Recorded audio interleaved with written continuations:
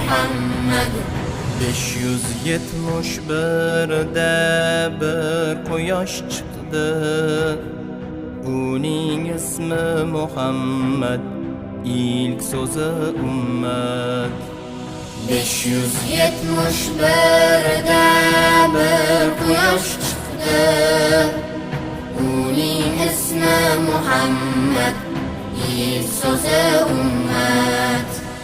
Otasidir Abdulloh, onasidir Amina, sut onasi Halima, nurlar indi zamina. Otasidir Abdulloh, onasidir Amina, sut onasi Halima, nurlar indi zamina. Allahumma salli ala